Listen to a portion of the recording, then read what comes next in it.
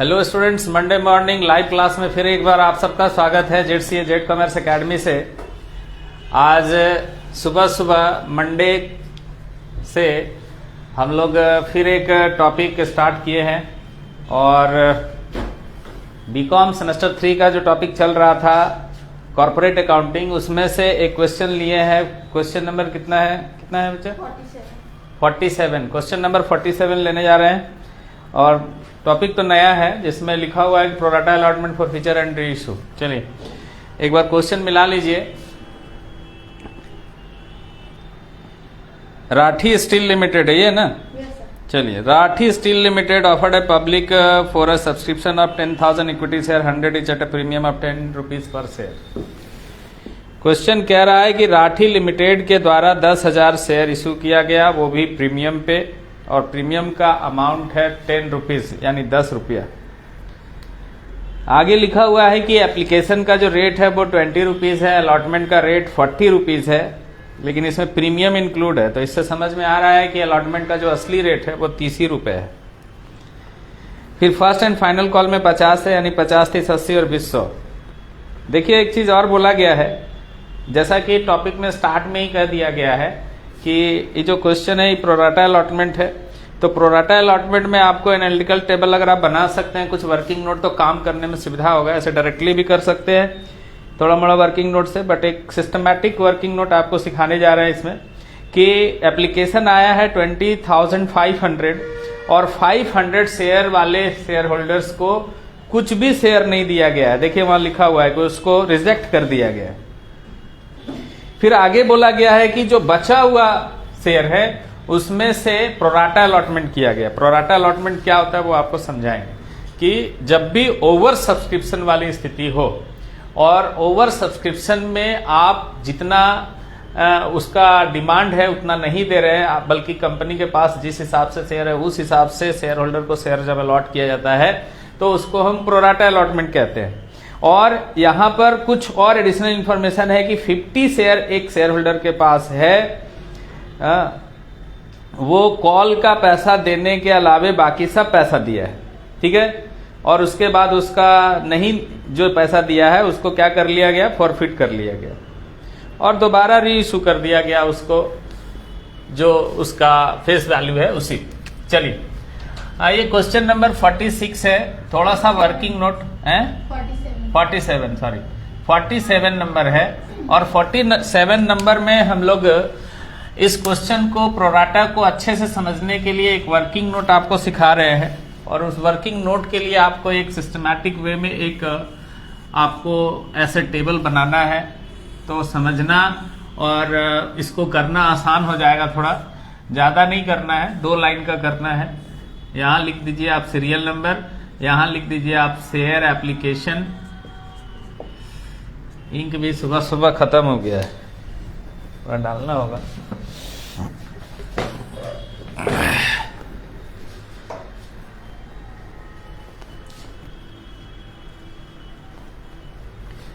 जेडसीए Govindpur branch से अभी live है, एक बार उस ग्रुप में शेयर कर दीजिए ना। क्या नाम है विशाल?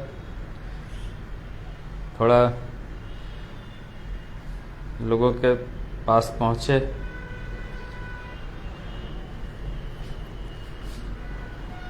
चलिए थोड़ा सा हम भी शेयर करने के बाद अब डालते हैं, क्योंकि सब कुछ तैयार करके रखना पड़ता है।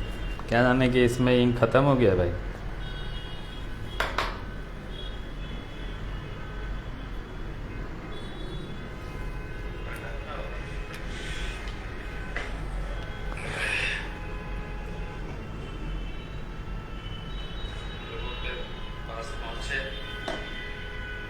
लाइव में पीछे चल रहा है।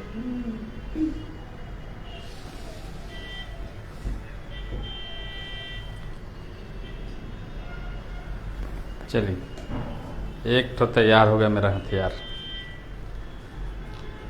दूसरा भी तैयार कर लेते हैं। थोड़ा सा सुबह सुबह का टाइम है, अभी तैयार करेंगे तो सब में काम चल जाएगा।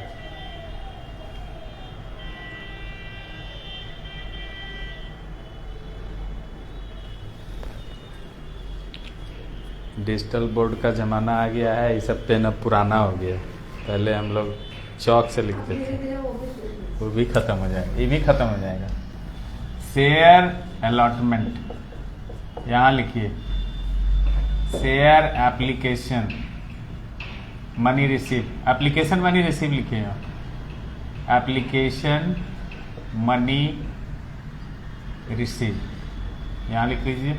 और यहाँ लिखिए आप शेयर कैपिटल, शेयर कैपिटल, और यहाँ लिख लीजिए आप एक्सेस, यहाँ लिखिए adjust in allotment, adjust in allotment, और यहाँ लिखिए कॉल्स इन एडवांस। सिस्टमैटिक वैसे, क्योंकि आगे इसका भी काम पड़ेगा, अभी फिलहाल सब टेबल का काम नहीं है, फिर भी हम लिख दिए कि आप एक लिखने का सिस्टम सीख जाए तो आगे आपको दिक्कत नहीं। देखिए जैसा कि क्वेश्चन में बोला गया है कि कंपनी के पास टोटल 10,000 शेयर है, लेकिन एप्लीकेशन आ गया 20,500, तो इसी सिचुएशन को हम ओवर सब्सक्रिप्शन कहते हैं। और ओवर सब्सक्रिप्शन वाली स्थिति में एक बात ये भी बोल दिया गया है कि 500 शेयर वाले को हमने कोई भी शेयर नहीं दिया, नील। देखिए 500 शेयर वाले को हम कोई शेयर नहीं दे रहे हैं, और एप्लीकेशन मनी जो है वो 20 रुपीज करके दिया होगा, तो एप्लीकेशन मनी तो दिया ही होगा आपको। 5 दूनी 10, 2 जीरो यहाँ 1 जीरो यहाँ 3 लगाइए, 10,000। अच्छा, कोई शेयर होल्डर 500 का है और उसको आप एक भी शेयर नहीं दे रहे हैं, एप्लीकेशन मनी दिया, तो क्या इसका पैसा आप रख सकते हैं? क्या इसका पैसा आप शेयर कैपिटल में ट्रांसफर कर सकते हैं? नहीं, इसका पैसा किसी कीमत पे आप नहीं रख सकते। तो ऐसे पैसे को हम क्या करेंगे? रिफंड 10,000। ठीक है। अब देखिए यहां दूसरा जो है टोटल एप्लीकेशन जो आपके पास आया है, जरा इसको समझिएगा। अगर यहां समझ गए तो आगे आपको टेबल बनाने में कोई दिक्कत नहीं हो। टोटल एप्लीकेशन आया है 20,500, जिसमें से 500 वाले को आप कुछ भी नहीं दिए। अब बाकी का जो 20,000 शेयर होल्डर वाला जो बच गया, उसको आप कितना शेयर दे रहे हैं? 10,000। एप्लीकेशन 20,000 जो है उसको हम कितना शेयर दे रहे हैं? 10,000। अब 20,000 का एप्लीकेशन मनी 20 रुपीज करके आपके पास आया होगा, तो कितना आया होगा? 4 जीरो यहां, 1 जीरो यहां, 1 2 3 4 5 और 2 दूनी 4, यानी 4 लाख आया होगा। अब आप समझिए कि 20,000 एप्लीकेशन का 20 रुपीज करके आपको 4 लाख रुपीज मिला है, बट आपने कितना शेयर उसको देने का निर्णय किया है? आपके पास है ही 10,000। तो 10,000 शेयर का आप अगर 20 रुपीज करके इस पार्टी का पैसा रखेंगे तो आपको कितना रखना चाहिए? 2 लाख। तब तो ये पार्टी बोलेगा ना आपको कि जब आपको हम 4 लाख रुपया दिए हैं 20,000 शेयर का, आप हमको आधा शेयर दे रहे हैं 10,000, तो मेरा पैसा भी तो एक्स्ट्रा है। कितना एक्स्ट्रा है भाई? इसका 2 लाख दिया, 4 सामान दे रहे हैं आप, कितने का? 2 लाख का। तो कितना एक्सेस हो गया? 2 लाख। तो इसको बोले ठीक है आपका पैसा ज्यादा है, लेकिन अभी तो सिर्फ आप कौन सा मनी दिए हैं? एप्लीकेशन। अभी तो अलॉटमेंट बाकी है, फर्स्ट कॉल बाकी है, फाइनल कॉल बाकी है, तो सबका पैसा आपको आगे एडजस्ट कर लिया जाएगा। तो यहां हम लिख रहे हैं कि उसको बाकी पैसे को कहां एडजस्ट करेंगे? उसका अलॉटमेंट में एडजस्ट करेंगे, ऐसा लिख लेना है। कई बार ऐसा भी होता है कि अलॉटमेंट में देने के बाद भी पैसा बच जाता है, वैसी स्थिति में उसको हम लोग कॉल्स में एडजस्ट करते हैं। तो वो कॉलम तो हम ऐसे बना दिए कि अगर मैक्सिमम आएगा तो इतना आएगा, इससे ज्यादा नहीं आएगा। इस सिस्टमैटिक वे से अगर आप इसको समझ जाते हैं तो जर्नल एंट्री लिखने में बहुत सुविधा होगी। क्या सुविधा होगा जरा से देखिएगा।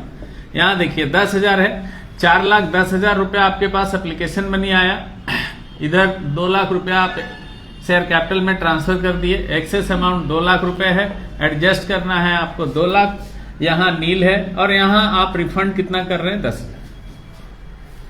थोड़ा टाइम लगेगा लेकिन कंसेप्ट क्लियर है, और आपको देखना नहीं पड़ेगा झांक करके बुक में कि दोबारा क्या करना है। इसको एनालिटिकल टेबल आप यहां लिख सकते हैं,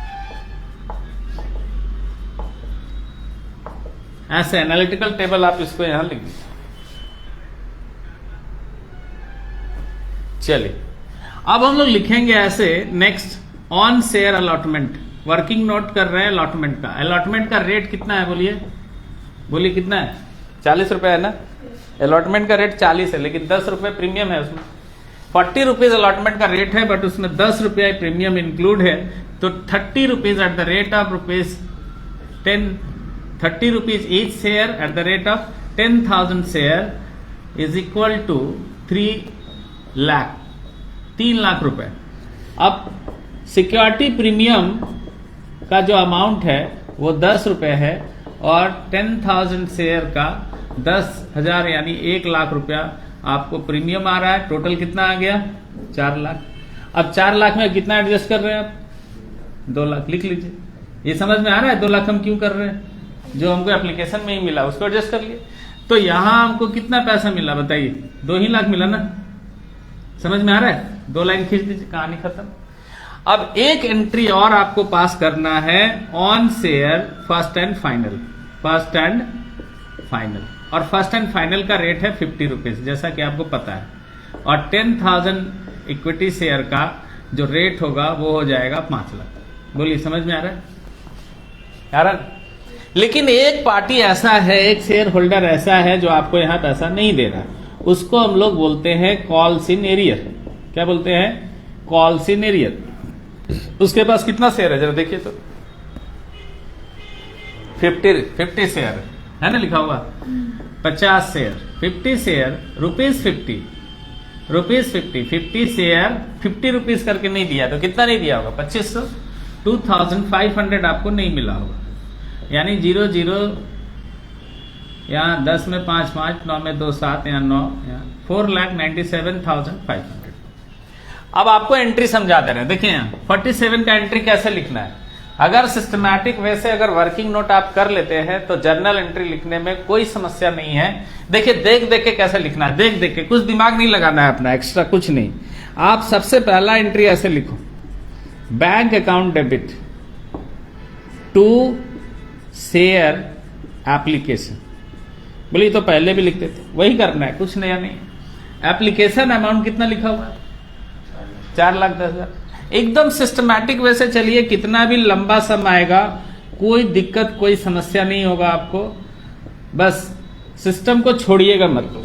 नरेशन आप लिख लीजिए अपना फॉर्मेट बना के, क्योंकि हम यहाँ ऐसे लिखते हैं, आप पूरा कॉलम बना लीजिएगा, date, particular, seller, debit, credit, narration सब पुट कर लीजिएगा। Bank account debit to share application account. दूसरा एंट्री लिखिए share application account debit to share capital to allotment. अब आप कहेंगे अलॉटमेंट क्यों लिख रहे हैं? To bank. ध्यान से समझिए, हम पूरा हिसाब बता रहे हैं आपको। पूरा हिसाब क्या? कि 4,10,000 रुपीज जो आया है उस पैसे को हम कैसे कैसे कहां कहां एडजस्ट करने वाले हैं। तो क्या लिखा हुआ है? लाइन लिखा हुआ है शेयर कैपिटल, यानी 4,10,000 रुपए में से हम शेयर कैपिटल में कितना अमाउंट डालने वाले हैं? कितना? 2 लाख। अलॉटमेंट में, यानी ये जो लाइन है ये किस चीज को दिखा रहा है? कि इस अमाउंट को बाद में क्या किया जाएगा? एडजस्ट। यही दिखा रहे हैं, इस अमाउंट को बाद में क्या किया जाएगा? एडजस्ट। तो 2 लाख रुपए हम यहां एडजस्ट कर लेंगे।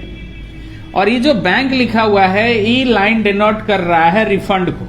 पैसा आ नहीं रहा है बल्कि जा रहा है। तो रिफंड हम कितना कर रहे हैं? देखिए 10,000।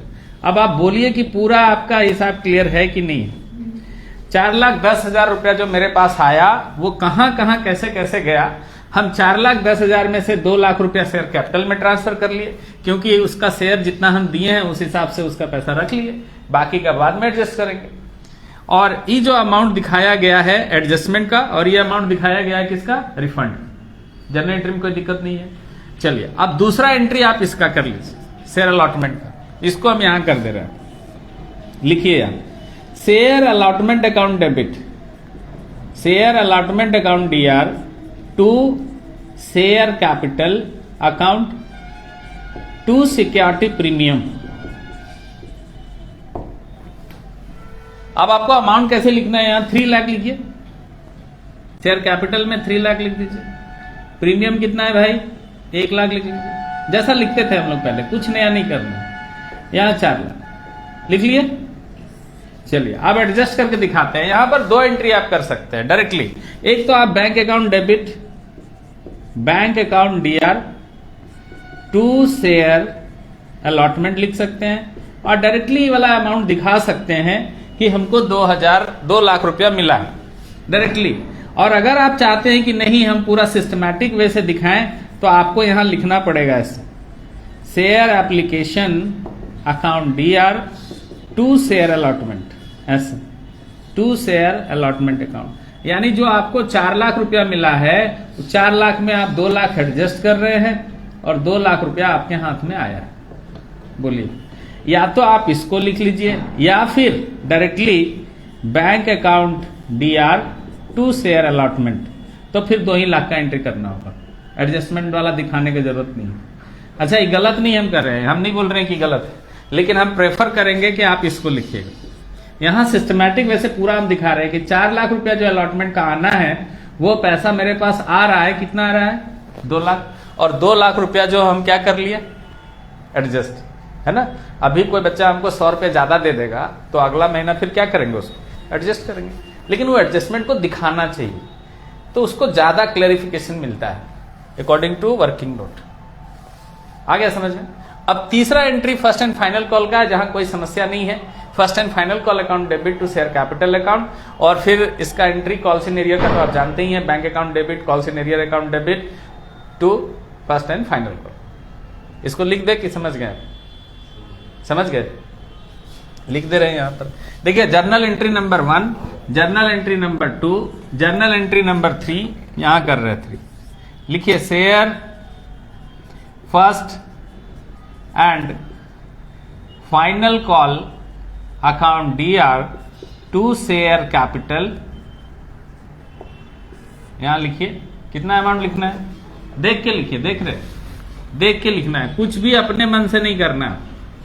एक बार वर्किंग नोट बन गया फिर आप सब देख के पुट करते जाओ। फिर लिखो यहां bank account debit, bank account DR, call in arrear debit, call in arrear debit to share first and final, to share first and final. अब यहां आपको दिखाना है 4,97,500, यहां दिखाना है 2,500 और यहां 5 लाख। कोई दिक्कत, कोई समस्या नहीं है किसी बच्चों को। और जब्त करने वाला एंट्री क्या होगा, क्या करें, यहां कर दें, 3 नंबर इधर हो गया, प्रॉफिट यहां कर ले रहे। लिखिए ऐसे, शेयर कैपिटल अकाउंट डेबिट, कितना शेयर जब्त कर रहे हैं, 50 शेयर ना, तो 50 शेयर का कितना आना चाहिए, नियम के अनुसार कितना आना चाहिए, 50 शेयर का 10 रुपया करके कितना आना चाहिए, 10 रुपया। एक शेयर का दाम कितना है, 10 रुपये थोड़ी है, 100 रुपया है। एक शेयर का दाम 100 रुपया है, तो 50 शेयर का 100 रुपया करके कितना आना चाहिए, 5,000 आना चाहिए। चलिए यहां लिख दिए 5,000। ड्यू कहां है भाई, बोले ड्यू एक ही जगह है सर, कहां है, to share first and final, first and final. कितना ड्यू है, यहां लिखा हुआ कितना ड्यू है, 2500। इसका जब कितना करेंगे हम लोग, प्रॉफिट कितना करेंगे, टू शेयर फॉर फ्यूचर। देखिए तो आंसर मिल रहा है। चलिए चौथा एंट्री भी कर दिया। अब आपका रह गया सिर्फ री इशू का, तो री इशू सब कर लीजिएगा, ठीक है ना। क्वेश्चन नंबर अभी हम लोग बनाए हैं 47। अब आप कहेंगे कि सर री इशू में कैपिटल रिजर्व में 2500 क्यों ट्रांसफर कर गया, क्योंकि हम कम में नहीं बेच रहे। ये फॉरफिटेड अमाउंट से एडजस्ट कब करते हैं, जब हम कम में बेचते हैं, है ना। अगर हम 10 रुपए का शेयर दोबारा 10 में ही री इशू कर रहे हैं तो जो बचा हुआ फॉरफिट अमाउंट है पूरा का पूरा कहां ट्रांसफर करेंगे, कैपिटल रिजर्व, है ना। एक एंट्री और कर लीजिए और इसका कहानी खत्म करिए। चलिए नोट कर लीजिए फटाफट।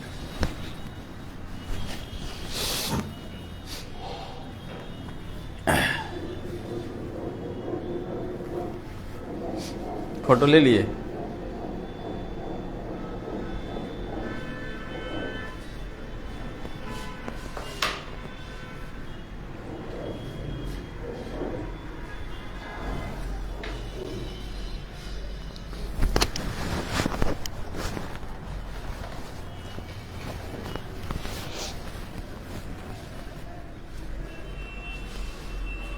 हमारे सभी ब्रांचेज में 12th का बैच शुरू होने जा रहा है। जहाँ जहाँ जो स्टूडेंट के लिए जो नियरेस्ट ब्रांच हो वहाँ जाके संपर्क करें और क्लास का टाइमिंग पता करके और जल्दी से फटाफट ज्वाइन करें, क्योंकि आप अगर स्टार्टिंग से पढ़ेंगे 12th का तो आपका सिलेबस टाइम से फिनिश होगा, और सिलेबस टाइम से फिनिश होगा तो एग्जामिनेशन में आपकी तैयारी अच्छी होगी।